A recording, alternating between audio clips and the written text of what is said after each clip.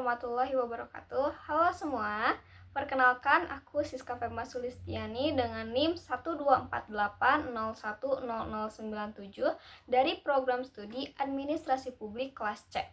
Pada video ini aku akan membahas mengenai mind mapping yang telah aku buat yang berisi ikhtisar materi dari pertemuan kedua sampai pertemuan ke-6 dalam mata kuliah Bahasa Indonesia dengan dosen pengampu Ibu Ai Samprotul Fauziah MPD.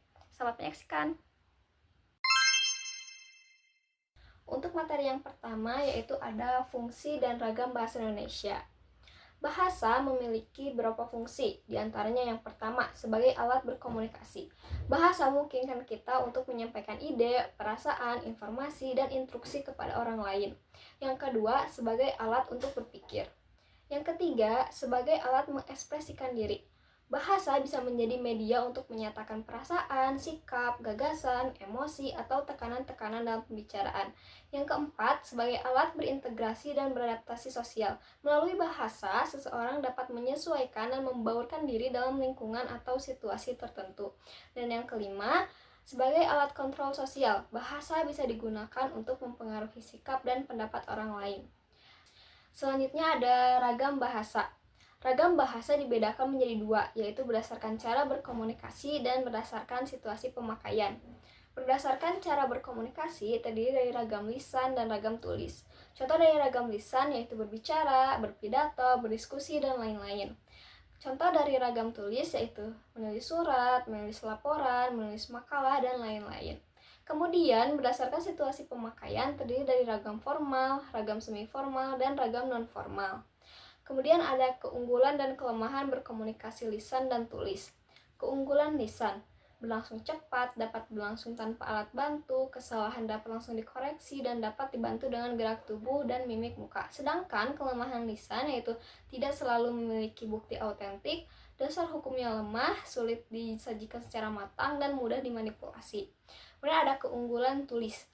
Keunggulan tulis yaitu mempunyai bukti autentik, dasar hukumnya kuat, dapat disajikan lebih matang, dan lebih sulit dimanipulasi. Sedangkan kelemahan tulis yaitu berlangsung lambat, selalu memakai alat bantu, kesalahan tidak dapat langsung dikoreksi, dan tidak dapat dibantu dengan gerak tubuh atau mimik muka.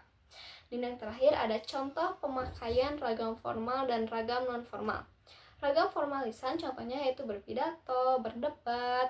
Kemudian contoh dari ragam formal tulis yaitu menulis surat resmi, menulis makalah, dan lain-lain. Kemudian ada juga contoh dari ragam non-formal lisan yaitu bercerita, mengobrol. Sedangkan contoh dari ragam non-formal tulis yaitu menulis curahan hati, menulis catatan harian, dan lain-lain. Untuk materi yang kedua yaitu membaca dan menyimak. Membaca adalah proses yang dilakukan serta digunakan untuk memperoleh pesan yang hendak disampaikan oleh penulis dengan tujuan untuk memperoleh informasi dan memahami makna bacaan. Ada 3 teknik dalam membaca, yaitu yang pertama scanning, yaitu memindai, digunakan untuk mendapatkan suatu informasi dengan cepat dan akurat. Yang kedua ada skimming, yaitu menyerap informasi penting dan memahami topik bacaan, bagian penting, fakta, dan opini. Dan yang ketiga ada SQ3R, terdiri dari survei yaitu survei bacaan, question yaitu mengajukan pertanyaan, read yaitu membaca, recall yaitu jeda, dan review yaitu membaca ulang. Selanjutnya ada menyimak. Menyimak adalah memperhatikan dengan saksama apa yang diucapkan oleh penutur untuk mendapatkan suatu informasi. Ada tingkatan dalam menyimak yaitu mendengar, menginterpretasi, mengevaluasi, dan memberi reaksi. Ada pula tantangan dalam menyimak yaitu perhatian terbagi, tidak mengindahkan pesan, penilaian yang terburu-buru, dan kurang pendengaran. Kemudian ada cara menjadi pendengar aktif. Yang pertama, kita harus memiliki tujuan yang jelas dalam menyimak. Kemudian kita menuliskan pertanyaan saat tidak mengerti dengan penjelasan penutur. Dan yang terakhir, memerhatikan kata kunci yang diutarakan penutur sebagai penanda.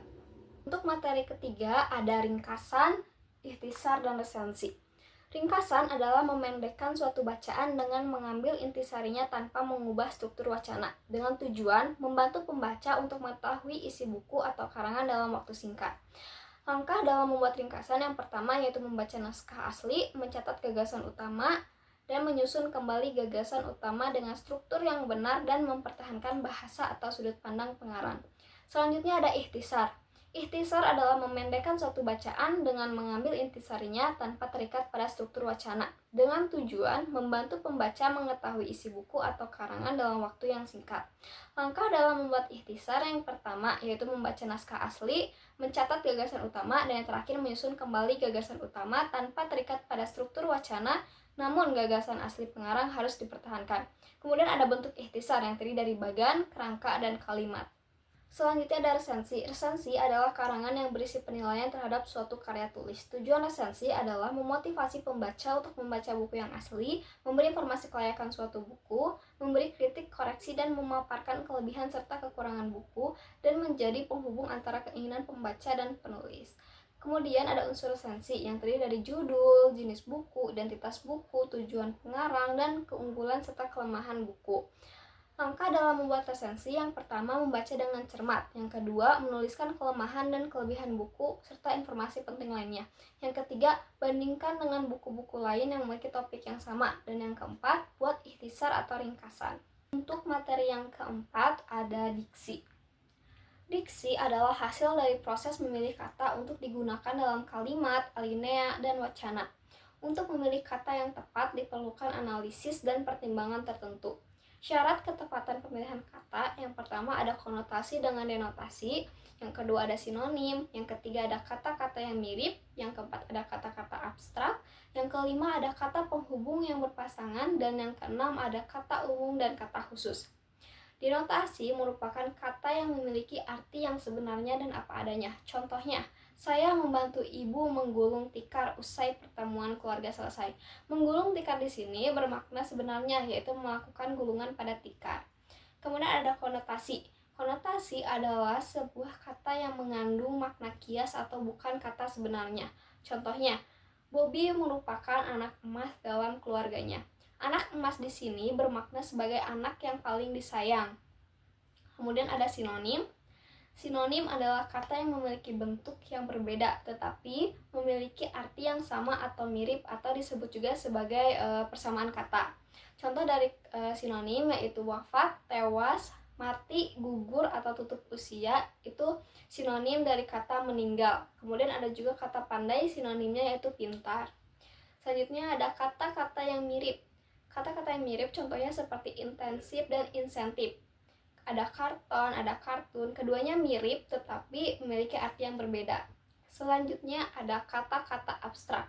Kata-kata abstrak adalah kata yang tidak berwujud atau tidak berbentuk dan tidak dapat dirasakan dengan panca indera.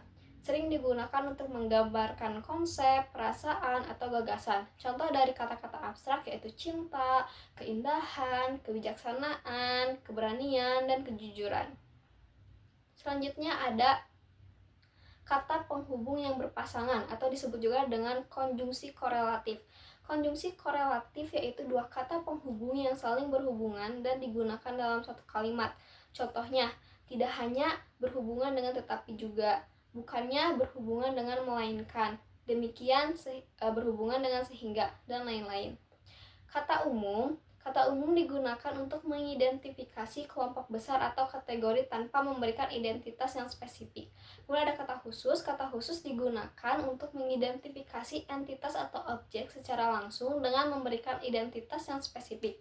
Contoh dari kata umum yaitu buku, makan, bagus, hujan. Sedangkan contoh dari kata khusus yaitu novel, makan malam, cantik, hujan, dan deras. Selanjutnya ada gaya bahasa. Gaya bahasa terdiri dari majas, cara penutur menyampaikan maksudnya, dan dapat menimbulkan kesan tertentu bagi mitra tuturnya. Selanjutnya ada faktor yang mempengaruhi tampilan bahasa, diantaranya yaitu cara dan media komunikasi, terdiri dari lisan atau tulisan, langsung atau tidak langsung, media cetak atau elektronik. Selanjutnya ada di bidang ilmu, terdiri dari filsafat, sastra, hukum, kedokteran, dan lain-lain. Selanjutnya ada di situasi, terdiri dari formal, semi-formal, dan non-formal. Selanjutnya ada halayak, terdiri dari umur, jenis kelamin, tingkat pendidikan, dan lain-lain. Selanjutnya ada tujuan, terdiri dari membangkitkan emosi, humor, dan informasi. Selanjutnya ada idiom. Idiom adalah ungkapan bahasa yang artinya tidak secara langsung dapat dijabarkan dari unsur-unsurnya. Contohnya, adu domba artinya memecah belah, gulung tikar artinya bangkrut, dan lain-lain. Kemudian ada ungkapan idiomatik. Ungkapan idiomatik adalah pasangan kata yang muncul bersama sebagai frasa. Contohnya, bertemu dengan atau dibacakan oleh. Untuk materi terakhir yaitu paragraf.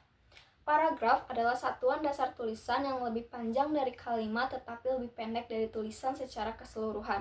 Paragraf juga merupakan sekelompok kalimat yang mengembangkan satu gagasan.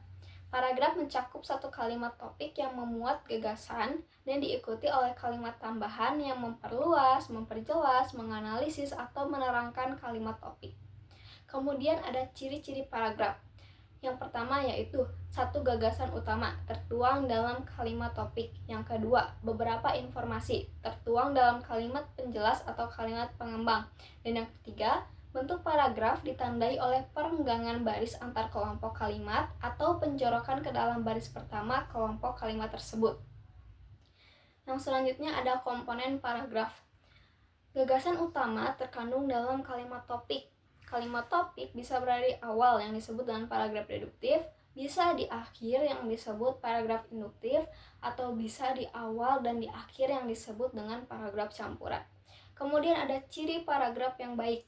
Yang pertama yaitu kesatuan, fokus pada gagasan utama. Yang kedua ada kepaduan, penggunaan dalam kata kunci, kata ganti, dan konjungsi. Dan yang ketiga ada kelengkapan. Paragraf harus dibangun atas beberapa kalimat penjelas yang cukup untuk menunjang kejelasan kalimat topik. Itulah pembahasan mengenai ikhtisan materi bahasa Indonesia. Mohon maaf apabila ada kekurangan dan kesalahan. Sekian dari aku, terima kasih sudah menyaksikan. Wassalamualaikum warahmatullahi wabarakatuh.